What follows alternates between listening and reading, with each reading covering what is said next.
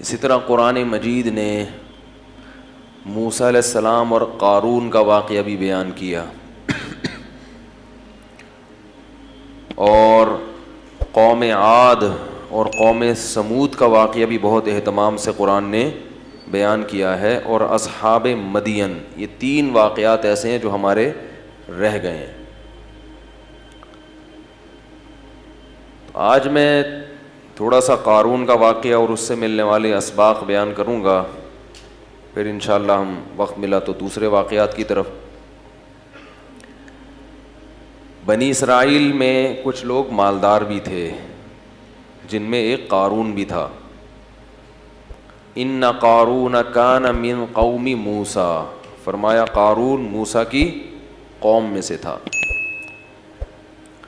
اللہ نے اس کو بہت زیادہ دولت دی تھی۔ وَآتَيْنَاهُ مِنَ الْكُنُوزِ مَا إِنَّ مَفَاتِحَهُ لَتَنُوءُ بِالْعُصْبَةِ أُولِي الْقُوَّةِ، اس کو اللہ نے خزانے جو دیے تھے اتنے دیے تھے کہ خزانوں کی چابیاں جانور لاد کے چلا کرتے تھے۔ پہلے زمانے میں بینک تو ہوتے نہیں تھے نا، تو ہر آدمی نے اپنے خزانوں کے لیے خود ہی جگہ بنائی ہوئی ہوتی تھی، اور اس زمانے میں خزانہ کرنسی کو نہیں کہتے تھے، کرنسی کی صورت میں نہیں، یہ تو کاغذ کے نوٹ ہیں۔ جب حکومت کہہ دے کہ کل عدم، تو یہ 5000 کا نوٹ چائے میں ڈبو کے کھانے کے کام بھی نہیں آئے گا، اس سے اچھا وہ پاپا ہوگا جو گھر میں رکھا ہوا ہے۔ یہ تو ایک فرضی چیز ہے نا۔ سونے اور چاندی کے سکے وہ ہوتے تھے اصل خزانہ۔ تو اس کی جو خزانے تھے اس کی چابیاں کیا ہوتی تھیں، ایک جماعت لے کے چلا کرتی تھی، اتنے بڑے بڑی چابیاں اس کی۔ جی بھائی، اچھا۔ وَآتَيْنَاهُ مِنَ الْكُنُوزِ مَا إِنَّ مَفَاتِحَهُ لَتَنُوءُ بِالْعُصْبَةِ أُولِي الْقُوَّةِ، تو نتیجہ کیا نکلا کہ جب دولت آتی ہے تو شہرت بھی ہوتی ہے، اور خادم بھی ہوتے ہیں، پھر جہاں چلتے ہیں تو اکیلے تو چلتے نہیں ہیں، دائیں بائیں پروٹوکول بھی ہوتا ہے۔ تو قارون کو یہ عزت ہضم نہیں ہوئی۔ دیکھو بہت کم لوگوں کو پیسہ راس آتا ہے، اور عزت بھی بہت کم لوگوں کو راس آتی ہے۔ عزت ملتی ہے تو اپنی اوقات انسان بھول جاتا ہے، پیسہ ملتا ہے تو اپنی اوقات بھول جاتا ہے۔ تو قارون بھی کیا ہوا، جب پیسہ آیا تو اوقات بھول گیا۔ تو جو قارون کی قوم میں نیک لوگ تھے انہوں نے قارون سے کہا لا تفرح ان اللہ لا يحب الفرحین، اتراؤ مت، اللہ اترانے والے کو پسند نہیں کرتا۔ تواضع کرو بھئی، یہ کس کی دین ہے؟ اللہ کی۔ اس سے پتہ چلتا ہے کہ جب بھی کوئی نعمت ملتی ہے تو نسبت کدھر کرنی چاہیے؟ دیکھو تواضع کا مطلب یہ، تواضع اور احساس کمتری میں کیا فرق ہے؟ تواضع، اور بعض لوگ کہتے ہیں تواضع اس کا نام ہے کہ آپ کو اللہ نے کوئی نعمت دی ہو، آپ کہیں نہیں میں تو بالکل فارغ ہوں، میرے پاس کہاں، خاکسار ہے، مجھے کہاں۔ اگر میں نے کہہ دیا کہ ہاں یہ میرے پاس، میرے پاس یہ کوالٹی ہے، نعمت ہے، تو کہیں تکبر نہ ہو جائے۔ لوگ کرتے ہیں نا، اس کو تکبر نہیں کہتے۔ اگر آپ کے پاس نعمت ہے اور آپ کو پتہ ہی نہیں کہ اللہ نے مجھے کوئی صلاحیت دی ہے، تو یہ تواضع نہیں ہے، یہ احساس کمتری ہے، جس کی وجہ سے آپ کبھی بھی ترقی، انسان کو یہ پتہ ہونا چاہیے کہ میرے اندر کیا خصوصیات ہیں، کیا کوالٹیز ہیں اور کیا برائیاں ہیں، تاکہ برائیوں سے بچنے کی کوشش کرے اور اپنی صلاحیتوں سے فائدہ اٹھائے۔ وہ فریب خوردہ شاہی جو پلا ہو کر گسوں میں، اسے کیا خبر کہ کیا ہے راہ و رسم شاہ بازی۔ شاہین کا جو بچہ تھا نا، انڈا، وہ کہیں گدھوں کے گھونسلے میں چلا گیا۔ گدھ جانتے ہیں، وہ جو مردار کھاتا ہے اس کی شکل بھی بڑی مکروسی ہوتی ہے، سر کے وہاں بال اڑے ہوئے ہوتے ہیں، اس کے پیچھے کے گدی کے مردے نکال کے کھاتا ہے وہ۔ اور شاہین بڑا خاندانی جانور ہے، اس کی شکل بھی خوبصورت۔ اللہ نے جانوروں کو جو جیسے کام دیے نا اسی حساب سے ان کی شکل بھی بنائی ہے۔ یہ بھی اس کی علامت ہے کہ یہ کائنات اتفاق سے وجود میں نہیں آئی. اس کو ایک سوچے سمجھے منصوبے کے تحت ڈیزائن کیا گیا ہے. شیر کی شکل بھی کیسی ہے؟ شیروں والی. اور گیدڑ سالہ حرکتیں جیسی گیدڑوں والی, تو منہ بھی گیدڑوں والا ہے اس کا. کتے کی شکل بھی کیسی ہوتی ہے؟ کتے جیسی ہوتی ہے. تو ہر جانور کو نا اسی حساب سے بنایا. لوگ کہتے ہیں نا کتے کو کتا کیوں کہتے ہیں؟ کہتے ہیں حرکتیں کتے جیسی ہیں اس کی. کتے کو کتا کیوں کہا جاتا ہے؟ حرکتیں کتے جیسی ہوتی ہیں. تو شاہین جو ہے وہ بڑا خوبصورت جانور ہے, شکار کر کے کھاتا ہے, اور اس کے شکار کا اسٹائل اور انداز بڑا خوبصورت ہوتا ہے. کبھی دیکھیں آپ, اس پہ سرچ کریں یوٹیوب پہ. تو اب وہ جو اس کا انڈا تھا نا شاہین کا, اس کی مادہ کا انڈا, وہ کہیں گدھوں کے گھونسلے میں رہ گیا. اب وہ بڑا ہوا تو اس کو یہ پتہ ہی نہیں کہ میں کیا ہوں, شاہین ہوں. حرکتیں اس نے گدھوں جیسی شروع کر دی, وہی گھٹیا حرکتیں, مردار کھانا, مردے سونگنا جا جا کے, کبھی جھپٹنا پلٹنا اور شکار کرنا اور عقابی نگاہیں ڈالنا. یہ چیزیں کیا ہوا, دیکھتا بھی ایسے ٹیڑھی آنکھوں سے تھا. عقاب تو ایسے دیکھتا ہے نا, ایسے دیکھا, وہ عقاب کی آنکھیں بہت تیز ہوتی ہیں. شاہین کی, شکرے کی, یہ جو جانور ہیں نا, یہ ان کی بڑی تیز آنکھیں ہوتی ہیں. تو اس پہ علامہ اقبال نے بڑا پیارا شعر کہا ہے, وہ فریب خوردہ شاہین, وہ شاہین جو بیچارہ فریب میں آ گیا ہو, دھوکے میں آ گیا ہو, جو پلا ہو کرگسوں میں, کرگس کہتے ہیں گدھ کو, اسے کیا خبر کہ کیا ہے راہ و رسم شہباز جو ہے نا, اس کے طور طریق کیا ہوتے ہیں, اس کا لائف اسٹائل کیا ہوتا ہے. اس شاہین کو بیچارے کو کیا پتا جو گدھوں میں رہا ہو. تو جو شاہین گدھوں میں رہا اور اس کو اپنی کوالٹیز کا علم نہیں ہے, تو ہم یہ نہیں کہیں گے اس میں اتنی تواضع ہے کہ یہ ماننے کے لیے تیار ہی نہیں ہے کہ میں شاہین ہوں. یہ ہر وقت خاکسار گدھوں کی طرح کس پہ جاتا ہے, کبھی جھپٹنے کی پلٹنے کی کوشش نہیں کرتا. تو یہ تواضع نہیں ہے, یہ احساس بولو بھائی کمتری, اپنی صلاحیتوں کا احساس ہی نہیں ہے. جب صلاحیت کا احساس ہی نہیں ہوتا تو آپ اور زیادہ دبتے چلے جاتے ہیں. اس لیے انسان کو اپنی صلاحیتوں کا علم ہونا چاہیے. بڑی صلاحیتیں دی اللہ نے انسان کو. آپ کے پاس ایک صلاحیت نہیں ہے تو کوئی دوسری ہوگی. تبھی تو میں والدین سے کہتا ہوں اپنے بچوں کو گن پوائنٹ پہ ایک ہی چیز پہ مجبور نہ کیا کرو. تو ڈاکٹر ہی بنے گا, تیرا باپ ڈاکٹر تھا تو تو کیا بنے گا, ڈاکٹر بنے گا. بھائی اس میں نہیں ہے صلاحیت, اس کو ایسا فورس کر کر کے وہ پنچر والا بن گیا بعد میں جا کے. ٹھیک ہے, وہ کہیں کا بھی نہیں رہا, حالانکہ اس میں کسی اور چیز کی صلاحیت تھی, مگر آپ وہ نہ ادھر کا رہا نہ ادھر کا رہا. پنچر کی دکان کھول کے, جائز کام ہے پنچر کی دکان, کوئی برا کام نہیں ہے, لیکن جو والدین بنانا چاہتے تھے وہ تو نہیں بنانا, بن گیا وہ. اور اگر ڈاکٹر بن بھی گیا تو لوگوں کو مارے گا وہ, کیونکہ جس چیز کی آپ میں صلاحیت نہیں ہوتی, آپ اگر وہ بن جائیں تو کیا کرتے ہیں, بن تو سب کچھ, ہمارے ملک میں ہر آدمی سب کچھ بن جاتا ہے. جب لوگ مفتی بن سکتے ہیں بغیر علم کے اور محقق بن سکتے ہیں, تو ڈاکٹر انجینئر کس کھیت کی مولی ہے بھائی, محقق بنے ہوئے لوگ. تو اس لیے اپنی صلاحیتوں کا علم نہ ہونا یہ کیا ہے, احساس کمتری. لیکن آپ میں کوئی صلاحیت ہے نہیں اور آپ خامخواہ میں اس خوش فہمی میں مبتلا ہے کہ میرے اندر یہ چیز ہے, اس کو کہتے ہیں خود پسندی, عجب. نہیں یار, بعض لوگوں کو میری فنٹر گیری بھی کہہ سکتے ہیں آپ, اس کو کیا کہہ سکتے ہیں, فنٹر گیری. ٹھیک ہے نا, یہ بھی بہت سے لوگ ہوتے ہیں خود پسندی میں مبتلا ہیں, ہم چما دیگرے نیس, ہم جیسا تو کوئی ہے ہی نہیں. بھائی جتنے ہو اتنا ہی رہو, اس سے آگے بڑھنے کی کوشش مت کرو. یہ باطن کی برائیاں ہیں, دل کی برائیاں ہیں جو انسان کو تباہ کر دیتی ہیں. تو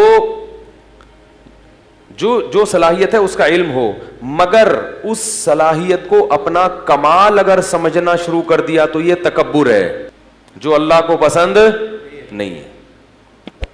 یعنی یہ سمجھنا شروع کر دیا میرا کمال ہے, یہ آپ کا کمال نہیں ہے, یہ صلاحیت گاڈ گفٹڈ ہے, اللہ کی طرف سے آپ کو گفٹ میں ملی ہے, بلکہ بھیک میں ملی ہے. گفٹ تو اپنے جیسوں کو دیا جاتا ہے, ہم تو کیا ہیں, بیکاری بھیک پہ فخر. ابے بول لو بھائی, بھیک پہ فخر تھوڑی کرتا ہے. اگر اللہ نے کسی کو اچھی آواز دی, کسی کو ذہن اچھا دیا, کسی کو شکل اچھی دی, کسی کو طاقت بہت زیادہ دے دی, کسی کو دولت بہت زیادہ دے دی, تو مانے کہ اللہ نے دیا ہے مجھے. نہیں مانے گا تو ناشکری ہوگی, احساس کمتری بھی ہے, ناشکری بھی ہے. مانے مگر یہ کہے کہ کس کا کمال ہے؟ اللہ کا. لہذا جب یہ اقرار کرے گا اور دل میں بھی سوچے گا تو اترائے گا نہیں, کیونکہ انسان اپنی چیزوں پہ اتراتا ہے, جو بھیک میں ملی ہوئی ہوں اس پہ اتراتا نہیں. اس کی مثال دیتا ہوں. دیکھو ایک جی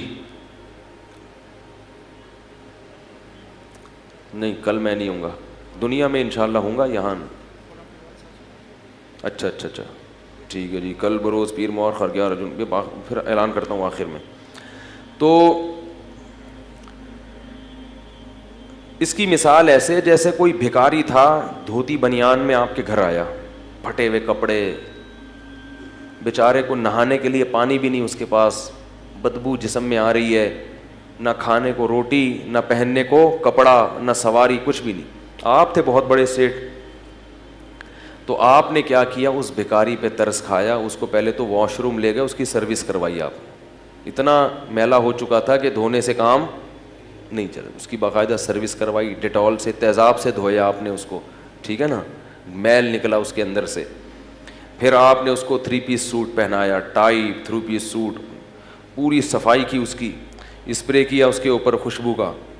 پھر آپ نے اس کو اچھا مرغن سا کھانا کھلایا, اس کی جیب میں آپ نے نوٹوں کی گڈی ڈال دی, اسے اچھی سی آپ نے گاڑی دی. تو وہ شرم سے گڑا جائے گا نا, ہے, یا ان چیزوں کے بعد وہاں کھڑے ہو کر یوں کرنا شروع کر دے گا, اور ایسے ایسے اپنا سینہ کرنا شروع کر دے گا, اور گاڑی والے گا کیا ہے بھائی, کون ہو, کس سے ملنے آئے ہو, جانتے نہیں ہو میں کون ہوں, ایسا کرے گا. وہ باہر نکلے گا اتنی شرم سے, گاڑی میں بیٹھے گا, یار میں کہاں, اور یہ سوٹ کہاں, یہ گاڑی کہاں, میں تو رکشے کے بھی قابل نہیں ہوں, اور مجھے اس سیٹھ نے کیا کیا میرے لیے. محلے میں بھی جائے گا تو بڑا عاجزی انکساری کے ساتھ, تاکہ لوگ دیکھ کے یہ نہ بولیں ابے ہم تجھے جانتے ہیں کہ تو کیا تھا, ٹھیک ہے نا, آج بڑا اکڑ رہا ہے, میں تجھے پتا ہے یہ تو فلاں نے بھیک دے دی تجھے تو گاڑی میں جا رہا ہے.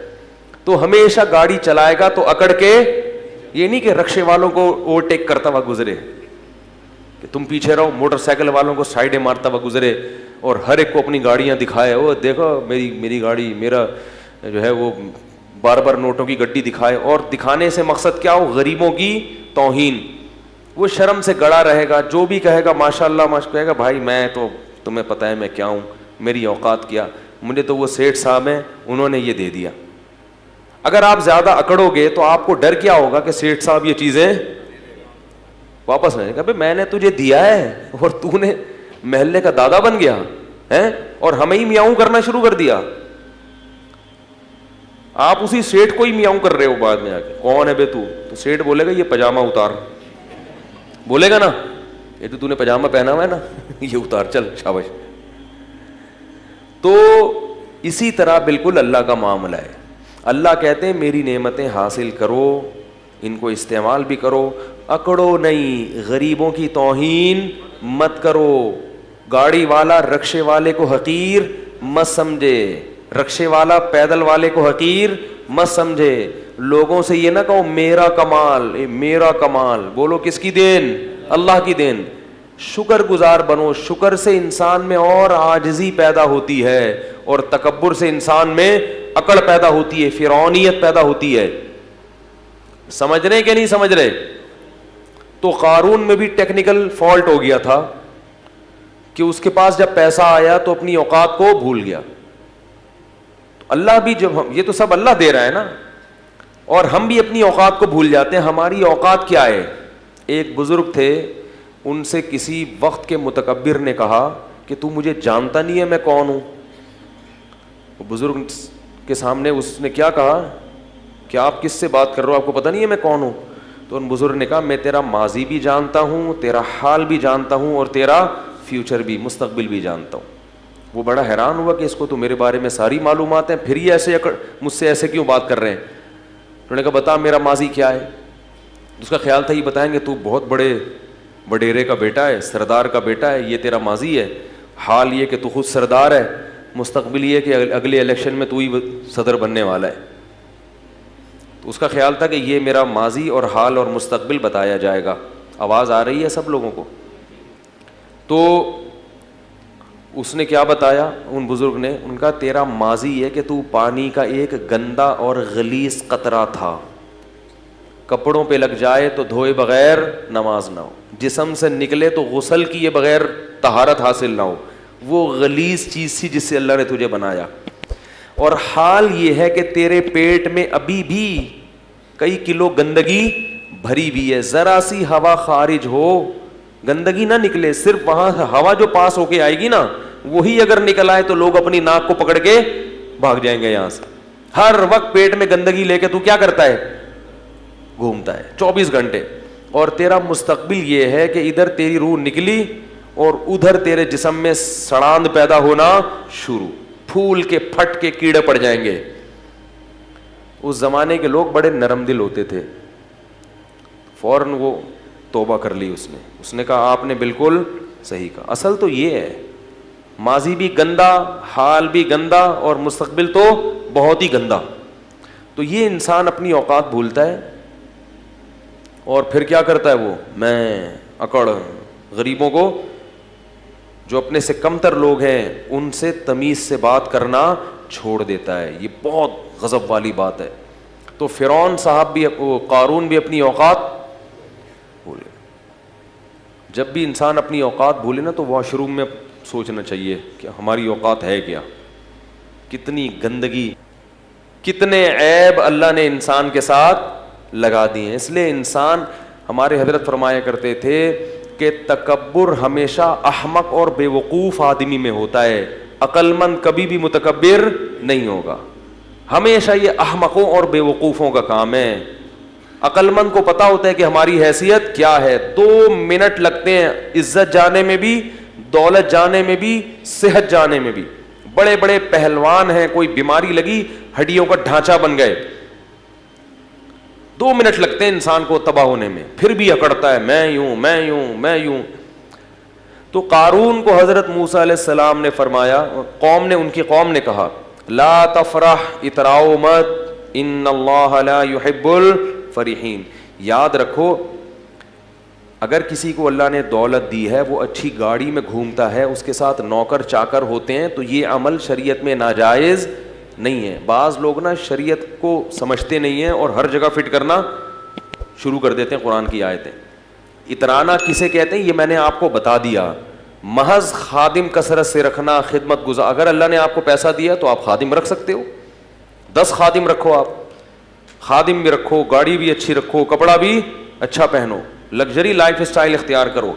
تو اللہ کی نعمتوں سے لطف اندوز ہونا یہ تکبر نہیں ہے, اللہ کی نعمتوں پہ اترانا یہ کیا ہے؟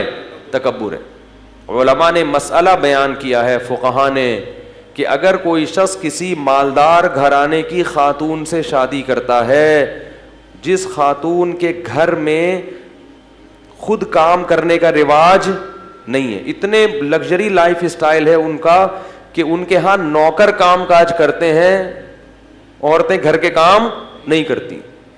تو فقہاء نے لکھا ہے کہ اگر ایسے گھرانے سے آپ بیوی لے کر آئے تو آپ اس سے گھر کی خدمت نہیں کرا سکتے, بلکہ آپ کو اس کے لیے نوکر کا انتظام کرنا پڑے گا. کیوں؟ قرآن کہتا ہے عاشروہن بالمعروف, عرف کے مطابق ان سے پیش آؤ. تو ان کا عرف یہی ہے کہ ان کے ہاں کام,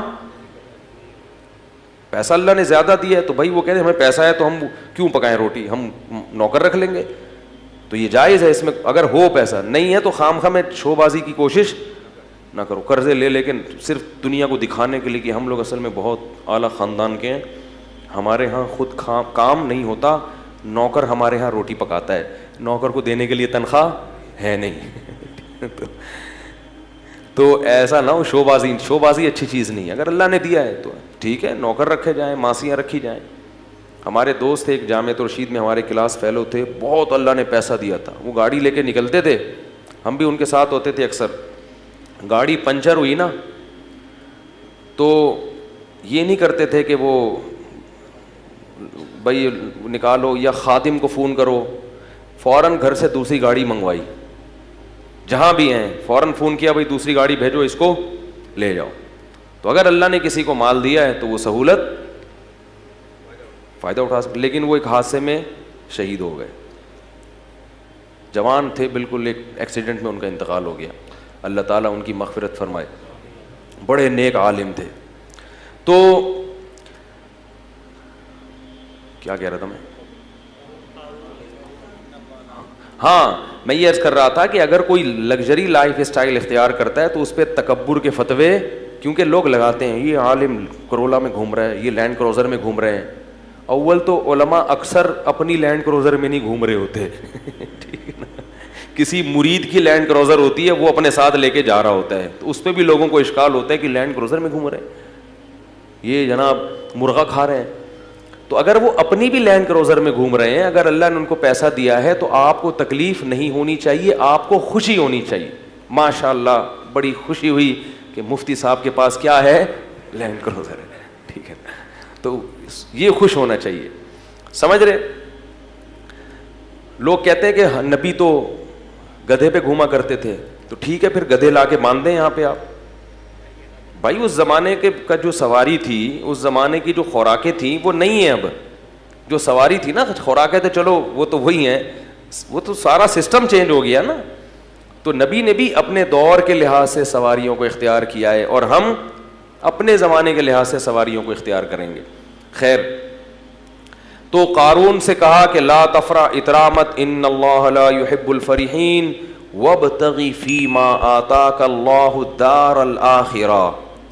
ہر پیسے والے کو یہ حکم ہے جو قارون کو دیا جا رہا ہے کہ اللہ نے تجھے جو نعمتیں دی ہیں اس سے آخرت کی فکر بھی کر, کیونکہ پیسے سے جیسے دنیا کے مزے حاصل ہوتے ہیں آخرت کے مزے بھی پیسے سے حاصل ہو سکتے ہیں. سارا دنیا پہ ہی لگا رہا ہے, آخرت کے لیے بھی تو کوئی ڈپازٹ کر. بھائی اللہ نے آپ کو اتنا پیسہ دیا ہے, اتنے نوکر چاکر سب, تو کچھ حصہ آخرت کے لیے بھی تو رکھو کہ میرے گناہوں کی معافی میں وہ کام آئے. آخرت کے لیے تو کچھ کر ہی نہیں رہا. اور ولا تنس نصیبک من الدنیا, اور اے قارون یہ مت بھول کہ تو نے دنیا میں رہنا کتنا ہے. جتنا دنیا میں حصہ ہے نا اس کو بھولنا نہیں ہے, وہ بہت تھوڑا سا ہے. دولت تو ہے اتنی مگر عمر لمبی. بھائی آپ ارب پتی بن سکتے ہو, پوری دنیا کی دولت خرید سکتے ہو, مگر عمریں 60-70 سال سے اوپر تجاوز نہیں کرتی. تو کھا تھوڑی سکتے ہو اتنا, کھا تو اتنا ہی, پیٹ بھی اتنا ہی ہے, روٹی بھی 2 ہی کھا سکو. اب ایک آدمی کے پاس کروڑوں روپے آ گئے تو کیا کھائے گا وہ؟ بھائی غریب تھا تو ناشتہ ہی نہیں کرتا تھا, ذرا پیسہ زیادہ آ گیا تو پراٹھا کھا لیا اس نے, اور پیسہ آ گیا تو پراٹھے کے ساتھ انڈا بھی ہو گیا, اور کیا کرے گا, بریڈ کھا لے گا, اور کیا کر لے گا. بھائی پیٹ تھوڑی بڑا ہو رہا ہے. تو ایک حد ہے, اس سے آگے نہیں ہو سکتا. تو کہا کہ دنیا میں کتنا رہنا ہے اس کو بھول مت, تو تیری دولت سے ایسا لگ رہا ہے کہ تو ہمیشہ یہاں رہنے کے لیے آیا ہے. کتنی اچھی نصیحت تھی, ذرا سی بھی سینس ہوتی تو فوراً مان لیتا. اور ایک بات یہ بھی کی, احسن کما احسن اللہ الیک, جیسے اللہ نے تجھ پر احسان کیا ہے تو تو بھی اللہ کی مخلوق پر احسان. تیرے پاس اتنا ہے, یہاں لوگوں کو کھانے کی روٹی نہیں, بنی اسرائیل پہ ظلم ہو رہا ہے, تو بھی کیا کر, اپنی قوم کے لوگوں پہ خرچ کر, آخرت بنا اس سے آخرت. تو جواب میں کیا کہتا ہے, وَأَحْسِن كَمَا أَحْسَنَ اللَّهُ إِلَيْكَ إِنَّ اللَّهَ يُحِبُّ الْمُحْسِنِينَ. تو جواب میں کہتا ہے إِنَّمَا أُوتِيتُهُ عَلَىٰ عِلْمٍ عِنْدِي, یہ میں نے اپنی مہارت اور اپنی محنت سے کمایا ہے. مجھے اللہ نے, میرے پاس دماغ کیسا ہے, خاص دماغ ہے, اس دماغ کو لڑا کے میں نے کیا کیا ہے, تو میں نے کمایا. جو غریب ہے وہ اپنی مرضی سے غریب ہے, میں نے تھوڑی کہا کسی کو غریب بنو. آج مالدار آدمی یہ بات زبان سے کہتا نہیں ہے مگر دل میں ہوتی یہی ہے کہ بھائی وہ نہیں, میں نے ایکچولی وہ ہے محنت نہیں کر سکے, میں نے تو اتنی محنت کی ہے, میں تو ایسا دماغ لڑایا ہے, تو میں اپنا پیسہ کسی اور کو کیوں دوں. حالانکہ محنت بہت لوگ کرتے ہیں, ملتا ہر ایک کو. اگر محنت میں ملتا تو مزدور سب سے مالدار ہوتے ہیں. سب سے زیادہ محنتی کون ہوتے ہیں, گڑھا کھودنے والے. اور اگر ذہانت پہ ملتا تو بے وقوف تو بیچارے بھوکے مر جاتے. میں نے اپنی زندگی میں زیادہ تر, سب کی بات نہیں کر رہا, زیادہ تر بے وقوفوں کے پاس پیسہ دیکھا ہے. سب نہیں, بہت ذہین لوگوں کے پاس بھی ہوتے ہیں, لیکن زیادہ تر کس کے پاس ہوتا ہے؟ امام شافعی نے اسی لیے تو کہا لو کان بالحیل الغنا لوجدتنی بنجوم اقطار السماء تعلقی لیکن من رزق الحجا حرم الغنا ضدان مفترقان ای تفرقی. کہتے ہیں جس ایسا لگتا ہے, امام شافعی کہتے ہیں جس کو اللہ نے عقل دی ہے اس سے رزق چھین لیا. ٹھیک ہے, جس کے پاس دماغ ہے اس کے پاس اکثر جیبیں بیچارے کی خالی ہوتی ہیں. ضدان مفترقانی, کہتے ہیں ایسا لگتا ہے یہ دونوں ایک دوسرے کی بالکل اپوزٹ ہیں, جمع ہی نہیں ہو سکتے. ہوتے ہیں لیکن ایک شاعری میں تو تھوڑا مبالغہ کیا جاتا ہے نا کسی بات کو بتانے کے لیے. آگے کہتے ہیں لیکن مل رزق لو کان بالحیل الغنا لوجدتنی, اگر ہیلے سے محنت سے پیسہ مل جاتا تو مجھے دیکھتے بنجوم اقطار السماء تعلقی, آسمان کے ستاروں پہ پہنچا ہوا ہوتا. یعنی ایک لوگوں کی ایک حالت بیان کر رہے ہیں. آگے بتاتے ہیں کہ پیسہ ملتا ہے قسمت سے. اس کو ایک شعر میں بڑے پیارے انداز سے سمجھایا, فرمایا اذا سمعت بان محروما اتا, اذا سمعت بان مشدودا حوا عودا فاثمر في يديه فصدقي واذا سمعت بان محروما اتا ماء ليشربه فغاض فصدقي. بڑا ٹائٹ شعر ہے. کہتے جب تم سنو کہ ایک خوش قسمت آدمی تھا, کوئی اسباب نہیں اس کے پاس, کوئی وسائل نہیں, لیکن اس نے کیا پکڑا, ایک ٹہنی پکڑی اور ٹہنی نے اس کے ہاتھ میں پھل دینا شروع کر دیے, تو تصدیق کر دیا کرو خوش قسمتوں کے ساتھ ایسا ہوتا ہے. ان کو پودے لگانے کی ضرورت, کھیتی باڑی کی ضرورت نہیں ہوتی, وہ جس کام میں ہاتھ ڈالیں وہ پھل دینا, وہ ٹہنیاں ان کے ہاتھوں میں پھل دیتی ہیں. اور کہا کہ وَإِذَا سَمِعْتَ بِأَنَّ مَحْرُومًا أَتَى مَاءً لِيَشْرَبَهُ فَغَاضَ فَصَدِّقِي. اور جب سنو کوئی بدقسمت آدمی ہے جس کے کام اللہ نے ارادہ کیا ہے کہ صحیح ہو گئی نہیں, تو اس کو بیچارے کو پیاس لگی, پانی نظر آیا اور دیکھا کنواں پانی سے کیا ہے بھرا ہوا, وہ خوش ہو گیا, چلو پانی تو ملے گا, چلو کچھ نہیں مل رہا پانی تو ملے گا. وہ کنویں کے قریب آیا اور پانی اس کو دیکھ کے نیچے ہو گیا. انہوں نے کہا فحققی, اس کی بھی تصدیق کر دیا کرو, بدقسمتوں کے ساتھ ایسا ہوتا ہے. سارے اسباب ہوتے ہیں لیکن ان کو نہیں ملتا. تو یہ سب کس کی دین ہے بھائی؟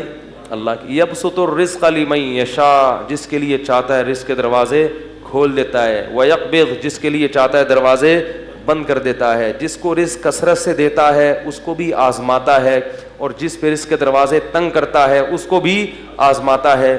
تو یہ بتا دیتا ہے کہ جس کے پاس پیسہ ہے اس کو اترانے کی ضرورت نہیں, تھوڑے دن میں یہ بھی چھن جائے گا.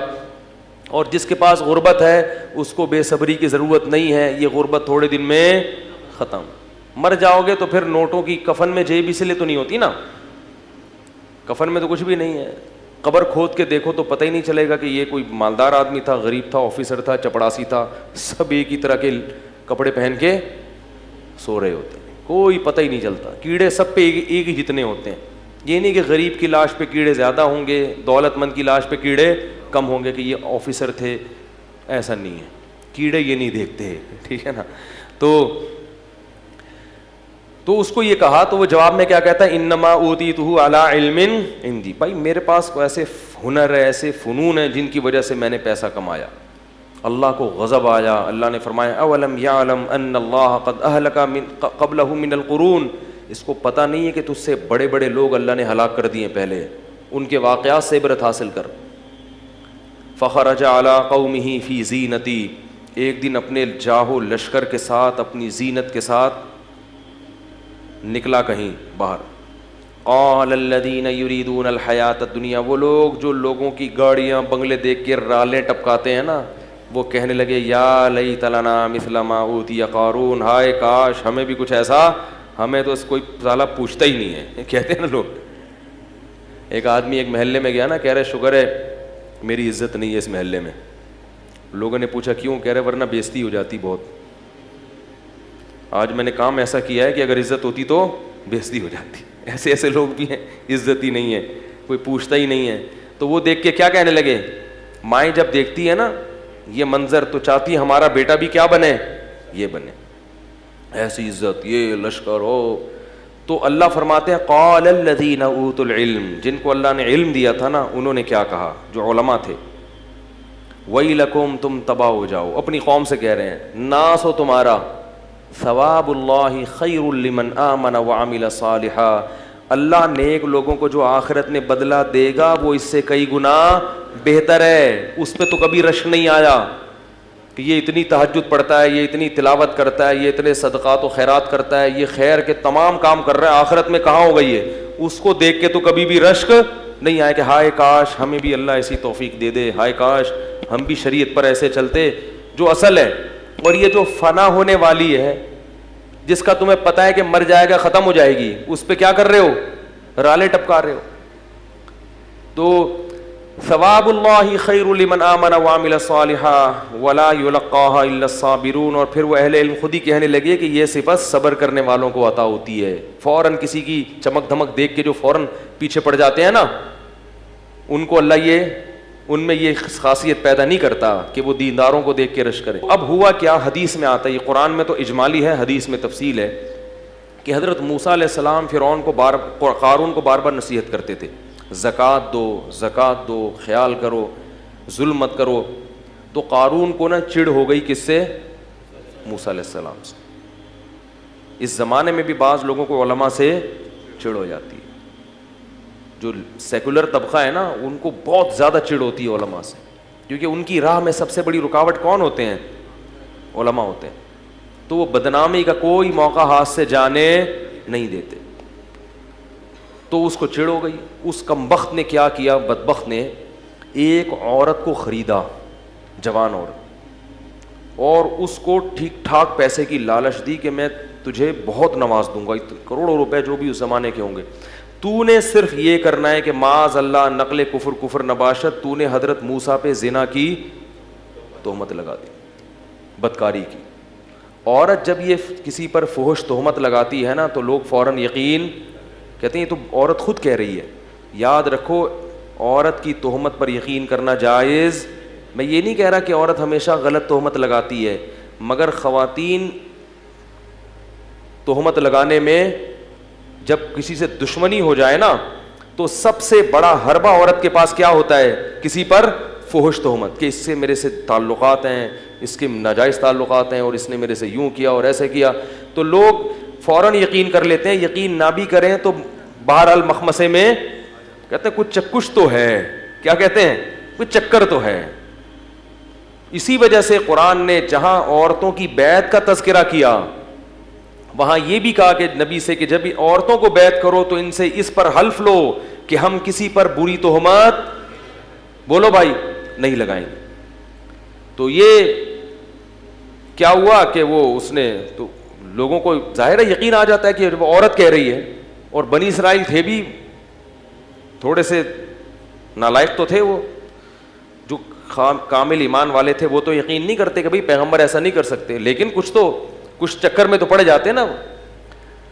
تو وہ عورت کو جب لایا گیا، حضرت موسیٰ علیہ السلام بھی آئے، تو پھر اس عورت، جب حضرت موسیٰ پہ اس عورت کی نظر پڑی تو وہ ڈر گئی، اس کو خوف پیدا ہو گیا کہ میں اتنے لاکھوں روپے کروڑوں روپے لے رہی ہوں مگر میں کس پہ تہمت لگا رہی ہوں، میرا بنے گا کیا قیامت کے دن۔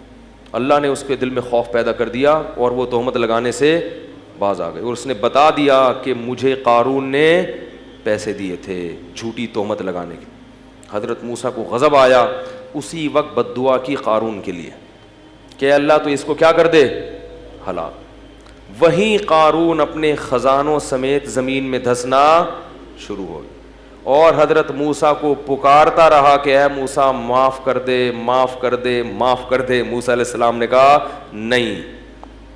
دھستا دھستا بالآخر پورے خزانوں کے ساتھ جب وہ دھس رہا تھا زمین میں، تو وہ جو لوگ کل کہہ رہے تھے نا، قرآن کے الفاظ ہیں، کہہ رہے تھے کہ ہائے کاش ہمارے پاس بھی ایسا ہوتا، وہ کہنے لگے وَإِكَأَنَّ اللَّهَ يَبْسُطُ الرِّزْقَ لِمَن يَشَاءُ، اور بھائی اللہ جس کو چاہے رزق دے دیں، جس کو چاہے غریب بنا دیں، ہمیں یہ پیسہ نہیں چاہیے۔ لولا امن اللہ علینا، کہتے ہیں اللہ کا احسان ہے کہ اللہ نے ہمیں اتنی دولت نہیں دی۔ اب دیکھو کیسی رپورٹیں آ رہی ہیں، علماء جب سمجھا رہے تو سمجھ میں نہیں آ رہا، جب منظر دیکھا نا دھستا ہوا کہ وہ چیخ رہا ہے کہ اے موسیٰ معاف کر دے، اور وہ زمین میں دھستا جا رہا ہے۔ تو کہنے لگے کہ وہی کا ان اللہ یبسط الرزق لمن یشاء ویقدر، وہی کا لولا امن اللہ علینا لخسف بنا، اللہ کا احسان نہ ہوتا تو ہم پہ بھی عذاب آتا. انہ لا یفلح الکافرون، اللہ کا انکار کرنے والے کبھی بھی کامیاب نہیں ہوتے. اب بعض لوگ یہاں پر یہ کہتے ہیں کہ اگر وہ اللہ کو پکارتا تو اللہ توبہ قبول کر لیتا، حضرت موسیٰ کو پکارا تو حضرت، یہ غلط ہے. یہ کیا ہے؟ یہ اس میں پیغمبر کی کیا ہے؟ تو حضرت موسیٰ کو پکارنے کا مطلب یہی تھا کہ آپ کی بد دعا سے ہو رہا ہے تو آپ اللہ سے کہیں کہ مجھے بچا لے، جبکہ حضرت موسیٰ نے ارادہ کیا کہ اب بچانے کا نہیں ہے.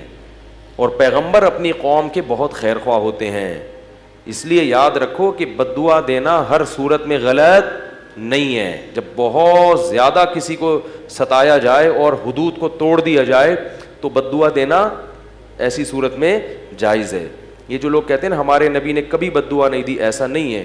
ہمارے نبی نے حتی الامکان صبر کیا ہے، طائف میں پتھر کھا کے بھی بد دعا نہیں دی، لیکن بعض مواقع پر آپ نے بھی بد دعا کی ہے.